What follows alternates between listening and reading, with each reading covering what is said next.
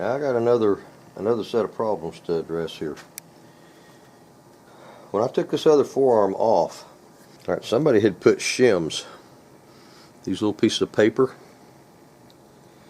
between the receiver here on this curved portion and the front of this stock. I mean the back of this metal here. They had laid them right in there, and that's not an unusual practice to take up a little space to make that thing fit tight and work snugly. If I scoot this back and tighten that up, they won't have to have those shims. Now those two pieces of cardboard probably total up to 30 thousandths, 35 thousandths. But I want them to not have to use that, so I'm going to scoot this thing back that far, which is going to be a trick. It really is. That's where it used to be, and I want it to scoot back, so I'm going to scoot this hole forward so the whole thing shifts back. Trying to guess at that is really exactly that. It's a guess. I'm going to start with a small hole, and I'm going to enlarge it, and I can ooch it forward or backward as I need. There is absolutely no rocket science in this. It's probably closer to voodoo. Get this thing right. I shouldn't say that. It is a major swag though, for sure. I'm putting pressure on that mounting pin, and that mounting pin is tapered. It's like a cone, and that'll mark where I need to have that hole. You can see where it has dug its own way into a location for me. So that's where my hole needs to be. I was a little bit forward and to the left, but I can take a hand chisel and make that cone by pressing that in there. It's kind of like when you go to the dentist and they're fitting you for something and you bite down on that bubble gum stuff and it solidifies. Well, when you bite down, it leaves a mark, an imprint, and that's what I just did right there. There's this little piece that it goes into is a cone shape. See that? And so that's what I'm having to work with. That's the shape I need to make.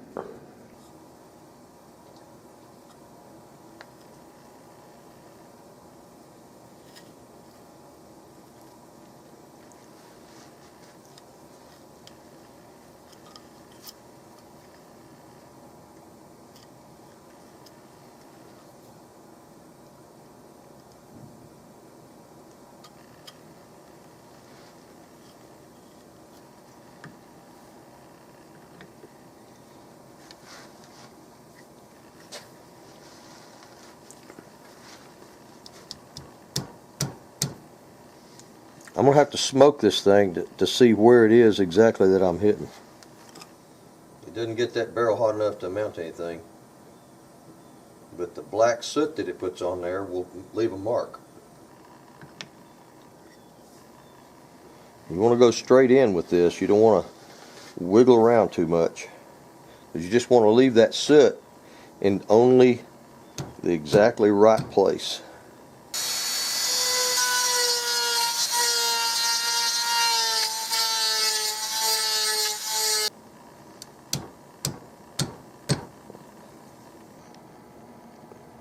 You can see the black mark. That's what I'm working with. Once I get to a certain point, I'm going to stop touching and tapping.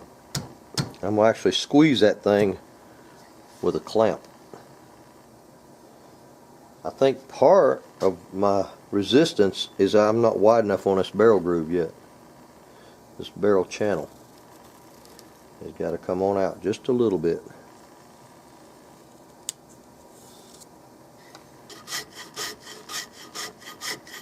I smoked the whole bottom of this barrel all the way up so I can catch where it's hitting on the sides as well as where it's hitting down on this fastening lug.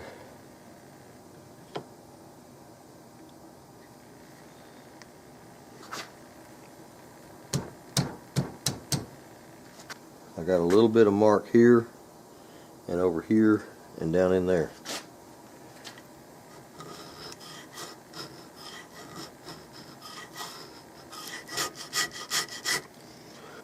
What's down inside there is very slight, and I'm going to stop taking that out pretty quick because I want that to be snug to push it backwards.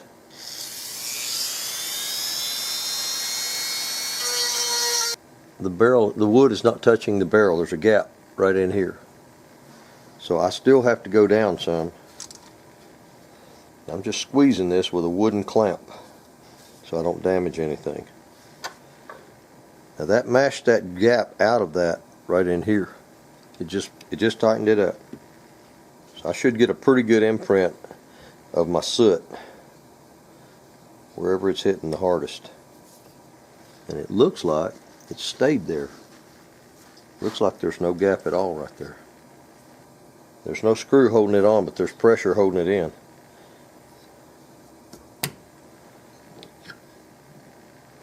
Yeah, it's down to the barrel.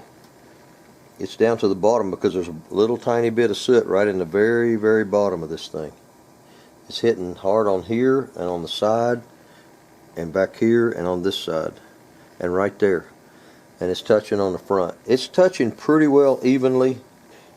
Okay, I've got to take the escutcheon out of this original one and put it in here. The problem is this screw is designed for this length application. This is just about a 1/4 inch taller than right there. I can put the escutcheon in there, but with this screw the length it is, I got to recess that escutcheon about about a 1/4 of an inch, which is about like a foot in a gun stock. I could possibly get another screw if I can find a screw. That's a 6. All my good gunsmith friends are dead around here. There's one in Chattanooga I deal with a lot, and there may be one guy I could call. Owns a gun shop north of here about 10 miles. I possibly could get another screw to fit that. I would rather do that than to have that escutcheon recessed so much, because that's really going to look bad if that thing is sitting way down in a hole. So let me pursue that and see if I can find a screw first, and then I'll pull this one out of here and put it in here, depending on what I find on a longer screw. The man that owns this gun has asked me to make the new stock bigger than the old stock. The old stock was very, very small, very minimal. Didn't give him much to hang on to. So he asked me for a longer and fatter and deeper. And the problem with that deeper part, because this one's about a 1/4 of an inch taller top to bottom, is the mounting screw that holds it on there is now too short.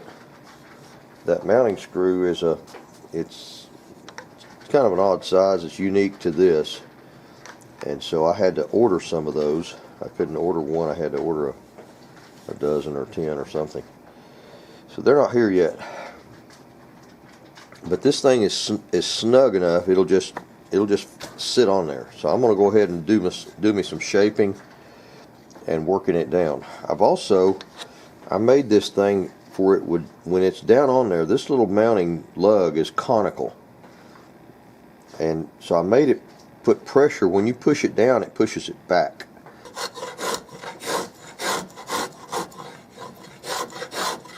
This grain is kind of squirrely in here. It's digging out in places. No matter which way I go, it's kind of a light fiddleback, so either way I go, I'm going to dig out. So I've got to just go so far with this, and then I've got to go down to files and things where I won't chew it out.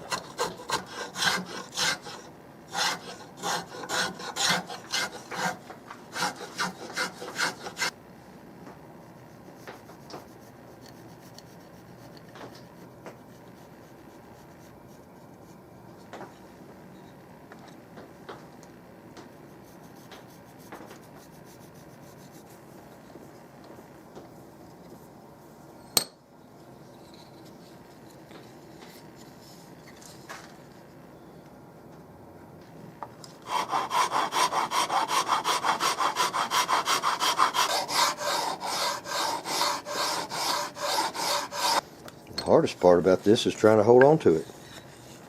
Pretty much just have to hold it with your hand, which is not a good option.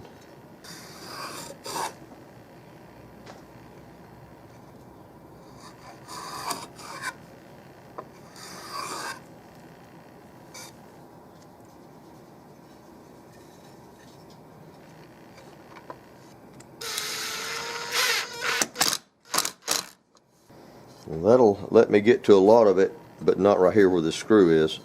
I don't want to countersink that because I don't know. I have to put the eventual screw's got a little grommet, this little thing here that fits in there that accepts the screw head, and I'm not positive exactly where that grommet goes, but it's smaller than that one, so I don't want to countersink that in there any further. I've got to eventually put this in and get a longer screw that'll reach down to the barrel. So I have to protect that. But this will let me see both sides at the same time and work that in.